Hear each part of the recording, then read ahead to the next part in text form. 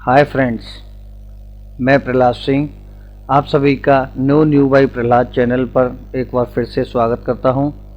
Friends, आज मैं आप सभी के लिए लेकर के आया हूं financial year and assessment year के बारे में डिफरेंसेस। जैसे कि आप सभी जानते हैं, आजकल के लोग जो है फाइनेंशियल ईयर और असेसमेंट ईयर में कंफ्यूज हो जाते हैं कि फाइनेंशियल ईयर कौन सी होती है और असेसमेंट ईयर कौन सी होती है। तो उसको मैं आपको समझाने के लिए ये वीडियो बना रहा हूँ। तो चलिए आइए समझते हैं फाइनेंशियल ईयर क्या होती है और असेसमेंट ईयर क्या होती है। तो जैसा कि फ्रेंड्स मैंने यहाँ पर कुछ डेफिनेशन से समझाया है what is a financial year. तो यहाँ हम पॉइंट्स बाय पॉइंट्स पढ़ते हैं। यहाँ पे लिखा है financial year, the financial year is the year in which you have earn the income.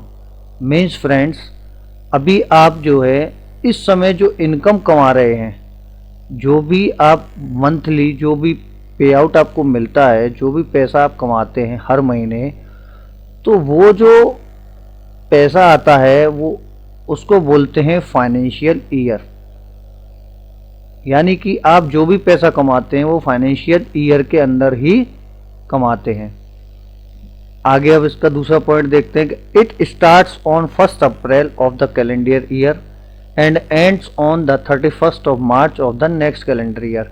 Means कि फाइनेंशियल ईयर जो होती है वो स्टार्ट आपके कैलेंडर ईयर के अकॉर्डिंग 1 अप्रैल से शुरू होती है। जिस भी फाइनेंशियल ईयर की बात करेंगे हम, तो वह उस ईयर के 1 अप्रैल से शुरू होगी।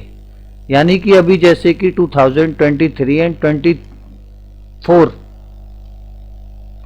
फाइनेंशियल ईयर चल रही है, क्योंकि 1 अप्रैल 2023 से यह स्टार्ट हो गई, जो कि ख़त्म होगी 31 मार्च ऑफ 2024 को।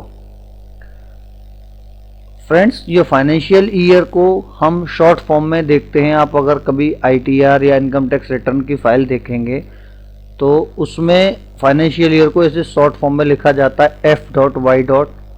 इसका मीन्स होता है फाइनेंशियल ईयर।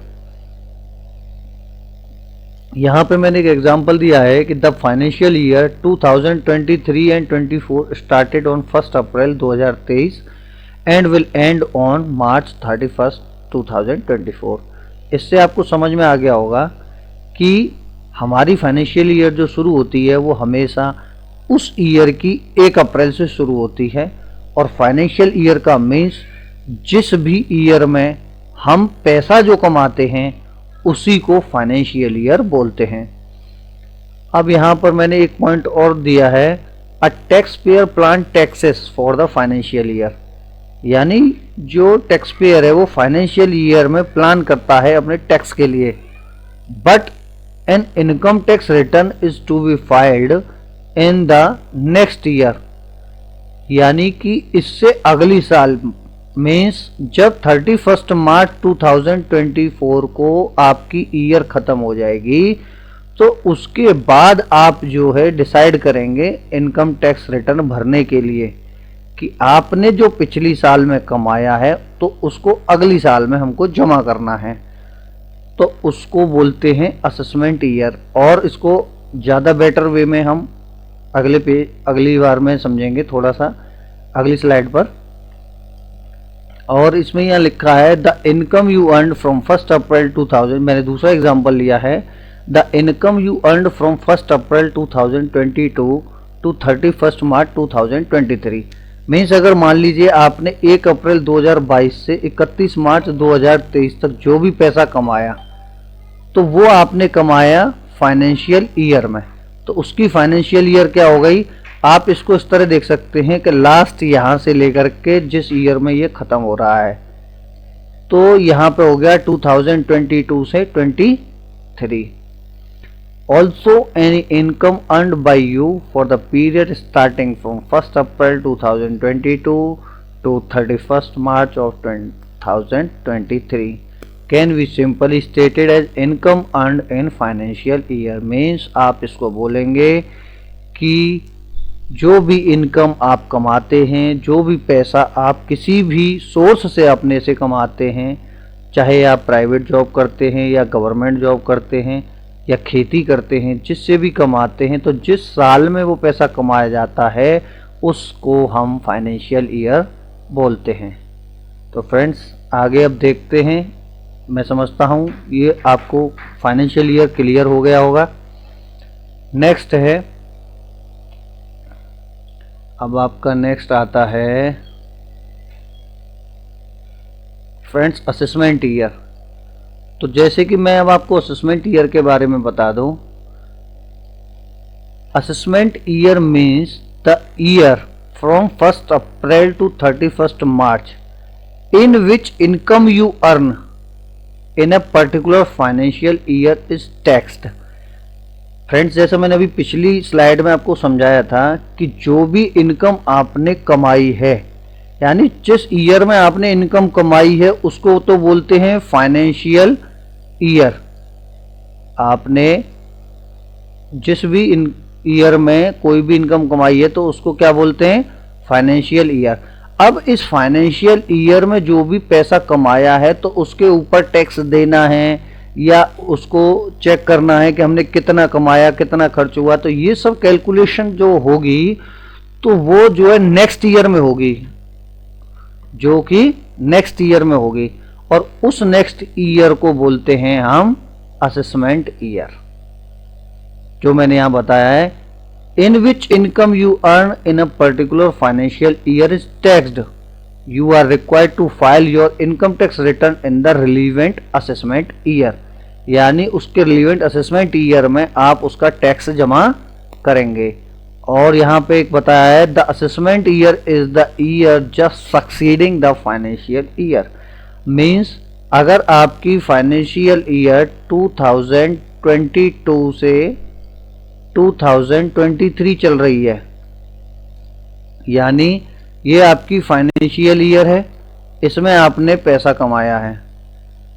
अब जब इसकी हम असेसमेंट ईयर की बात करेंगे तो इसका असेसमेंट ईयर सक्सीडिंग यानी कि +1 हो जाएगा। तो ईयर में +1 करेंगे तो ये हो जाएगा 2023 से 2024। अब यहां आपको समझ में आ गया होगा, ये जो है 2024 ये हमारा असेसमेंट ईयर हो जाएगा।